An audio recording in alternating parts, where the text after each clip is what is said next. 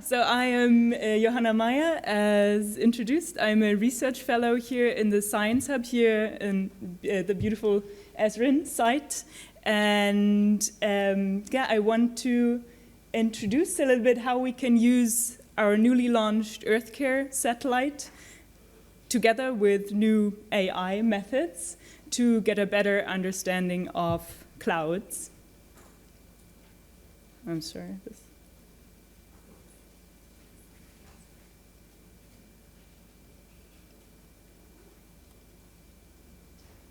Do you know how I get forward? The green one. The green. Ah, this one. Ah, thank you.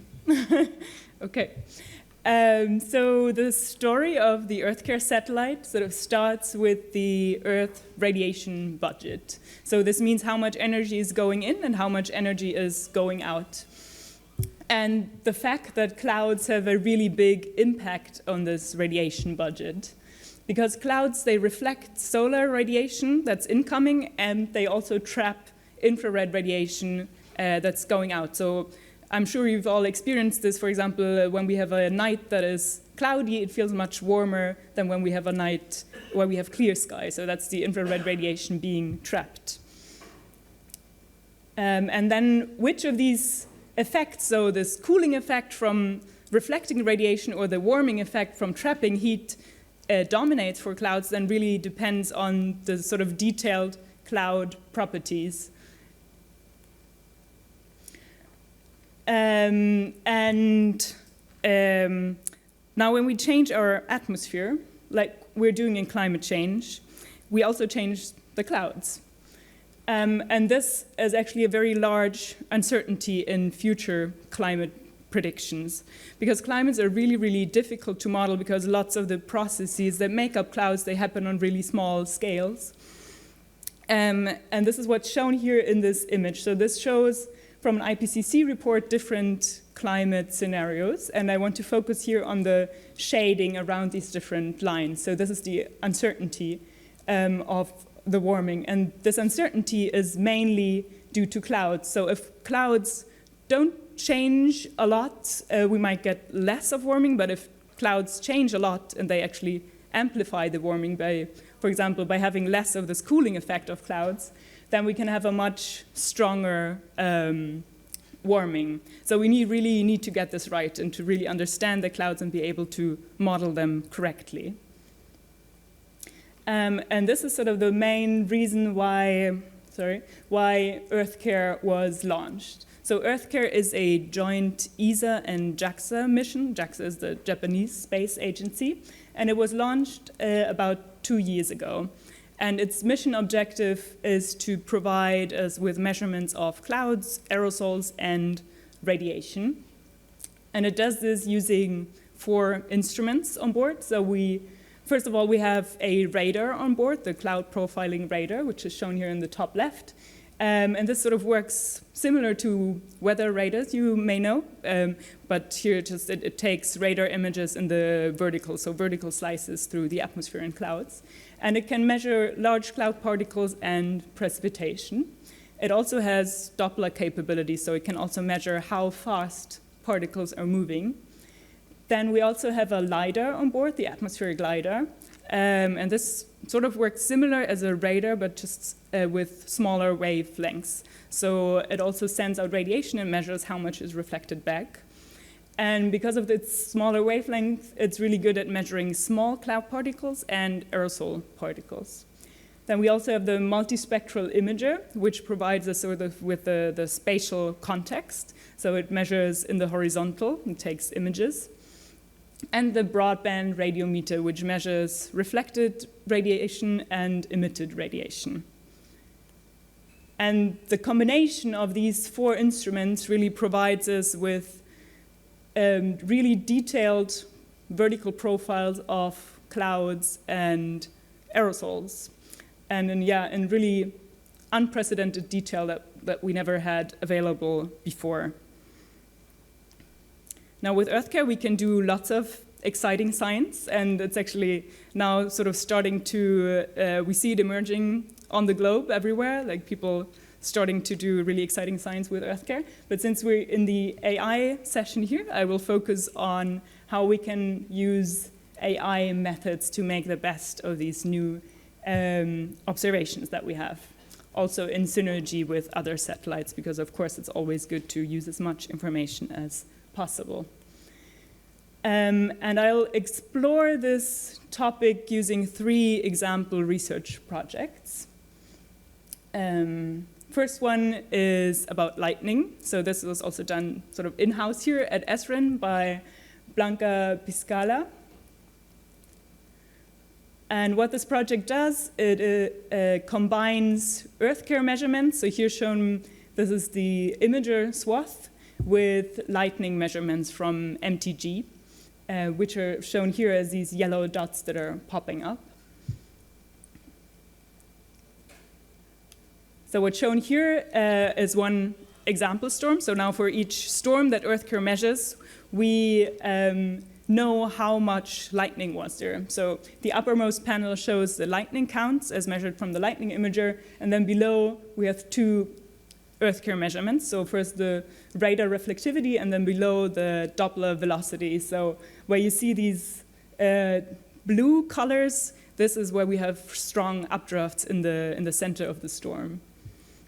Now this project is still quite at the beginning, but the idea here is to use AI models to predict lightning activity from EarthCARE profiles. So when we have that we can check in the AI model which EarthCARE variables contribute the most to the prediction. So we can actually improve our understanding of the lightning mechanism, as well as improve parameterizations in weather models. So with this, I'll come to the next example, which is about cloud structures. And so this is my own research here in ESRIN. So clouds, as very nicely introduced before, they can organize into different cloud structures. So here's an example picture of stratocumulus clouds near the coast of Namibia. And you can see these very different, quite beautiful patterns emerging.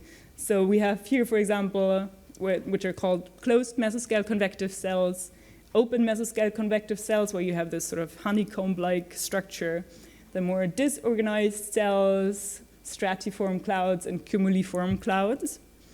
And the important thing to note here is that these different cloud structures, they have a different albedo, so they reflect different amounts of solar radiation to space. So some of these cloud structures are very cooling, and other ones are less cooling. So it's really important to understand when and why do cloud structures change from a very cooling pattern to a less cooling pattern. And to study this, we first of all need to be able to detect these different cloud structures. And this is where AI is really valuable.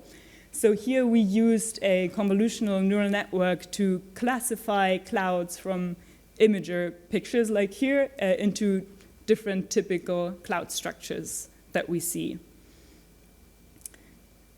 Now with this information from AI, we can detect when cloud structures are changing. So here in this movie, we follow clouds with the wind and then check when their structure is changing using the AI. So here, for example, you see these darker patches emerging. So this is where open cells emerge out of this sort of white background, which are closed cell patterns.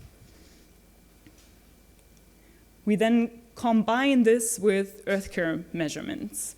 So here on the x-axis, I'll show the time to transition. So we can check from this movie that I showed before whether clouds transition and at what time they transition. So, and here I'll show some examples of some closed cells that transition to open cells with precipitation data as measured from EarthCARE. And what we see here is that as clouds get closer to their transition point, so when they transition from closed to open cells, precipitation really increases strongly. So this here is a logarithmic plot, which means that the increase is actually very strong.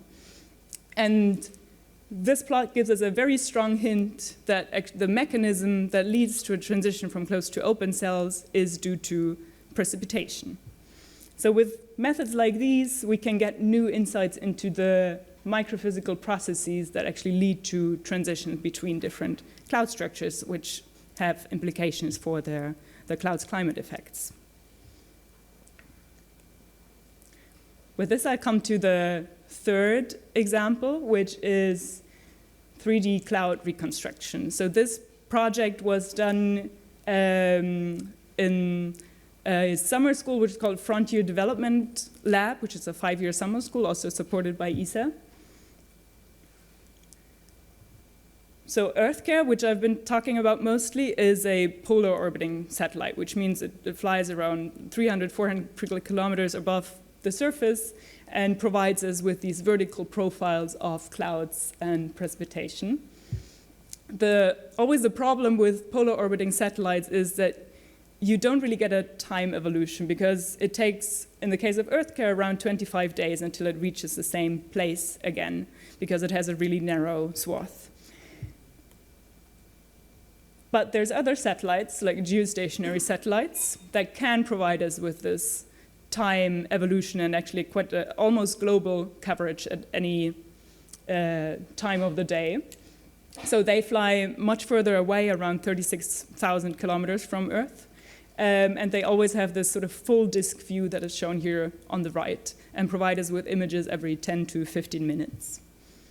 And now this project set out to sort of combine these complementary strengths of profiles we get from EarthCARE and this temporal coverage from geostationary satellites. And what they did is to train an AI model to predict the vertical structure of clouds from geostationary images. So they use geostationary images as an input and then train the model to predict or to reconstruct a 3D clouds with vertical profiles like from EarthCARE as their ground truth and used for training. So this here shows, for example, one time slot of reconstruction. So we have an almost global 3D reconstruction of what the clouds look like in the vertical. And to emphasize this, like before, without this AI model, we just get the top view. So everything that's sort of happening below is reconstructed by the AI. And one big goal of this project was also about extreme events. Because here, this movie shows, for example, Hurricane Dorian and the 3D reconstruction, or a slice through the 3D reconstruction that was done for this hurricane. Because how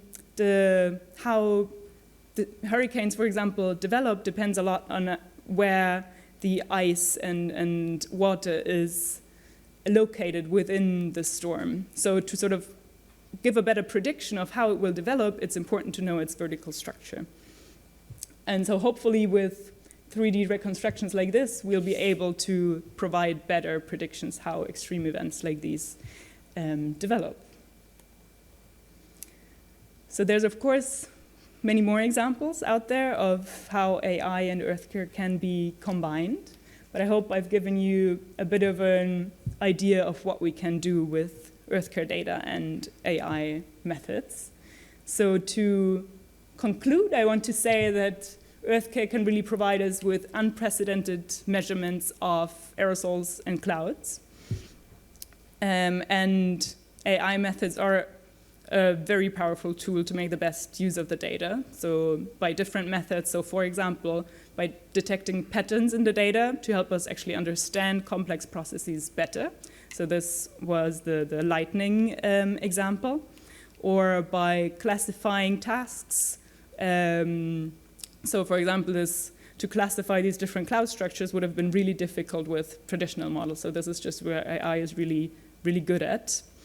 Or from the third example, to expand and really extrapolate the observations that we have, like in this 3D reconstruction where we can then get almost global vertical profiles. And of course, the overall goal always stays to improve weather and climate models, so to better understand the physics to then actually feed into weather and climate models. And maybe one last sentence from me, which might be interesting for you as well, because since last week, actually, the EarthCARE radar is being assimilated into ECMWF. So it's actually now already helping with the weather forecast. Yeah. So thank you.